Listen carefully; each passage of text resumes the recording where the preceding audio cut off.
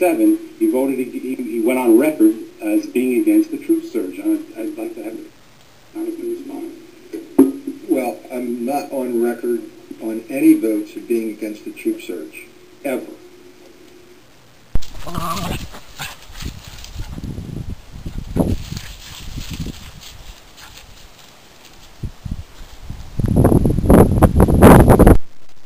Now, in January of 07, Mr. Bush announced the surge. One of the things that we, I think, are to do as members of Congress is to try to understand the implications and not rubber stamp policy.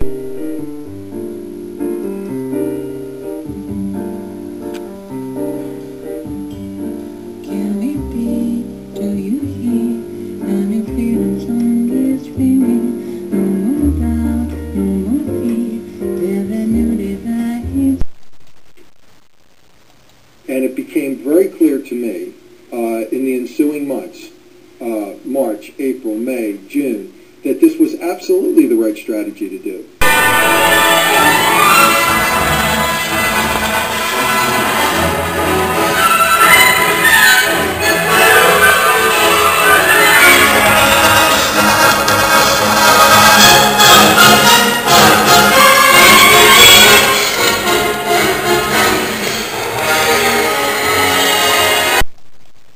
And that's what I supported, and my votes reflect that consistently. What was the right strategy? I'm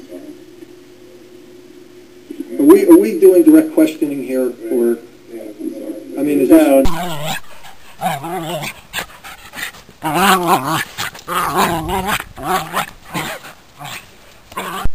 Did I answer your question? Do you have any questions about my position, or I do want you to say clearly, though. So all along you were in support of the troop surge from day one. I questioned the surge when it was originally announced. Mm-hmm. But when it came time to vote on a timeline, which would have been against the surge, I stated that I was missing the vote because of a death in the immediate family, but I would oppose the Democrat initiative that was put.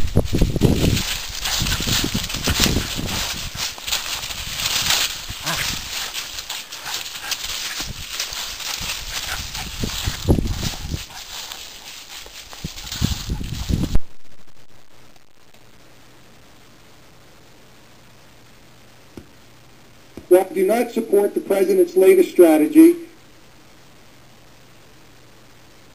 while I do not support the President's latest strategy, while I do not support the President's latest strategy,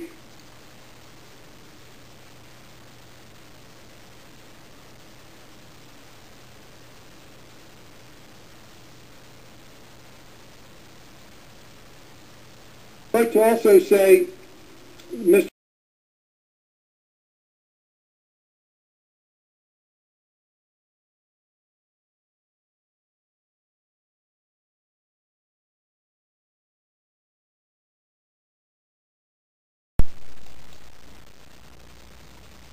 Should we deny automatic citizenship to children born here to parents who are not in this country legally? Yes. Okay. Yes. Mr. LoBiondo?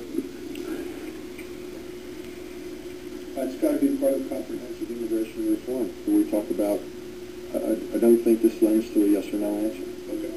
Thank you. I think we're talking about rounding up people and sending them home. I think is an implied question now. Yeah. And what do we do?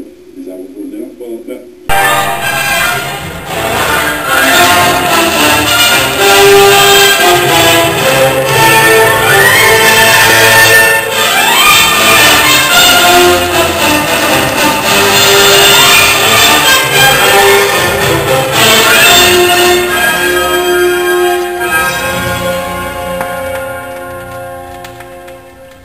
Mr. LoBiondo was quoted the next day in the paper, I think it was the spokesman, saying that he considered voting for TARP if he'd gotten a sweetener. So, tell me if I'm wrong, and it turned out to be a sweetener.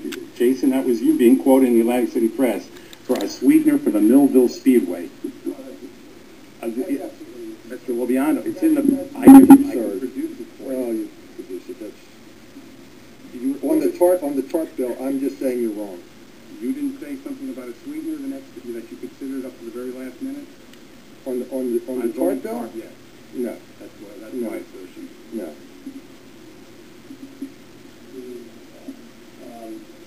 I like that.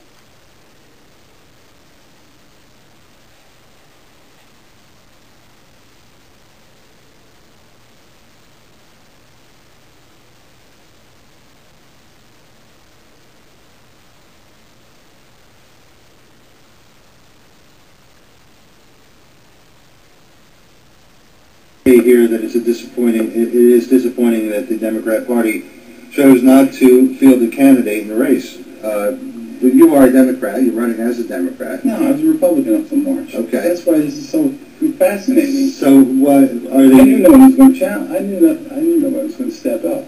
So And there's every reason to step up because, can I be frank? I think Mr. LoBiondo is an abomination.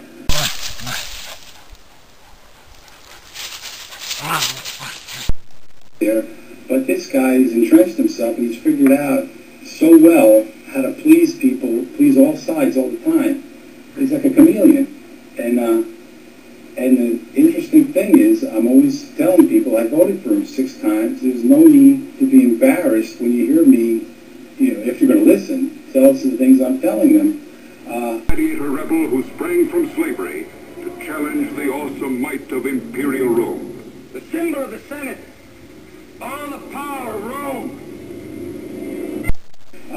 I wasn't paying close attention either. I'm just as guilty as everybody else. And to have a gadfly like me, a wise guy, come along, change parties to Democrat. I'm not, and really, Richard, I'm not an extroverted, really type guy. I'm basically a shy guy. I love politics and following this stuff since I'm a kid.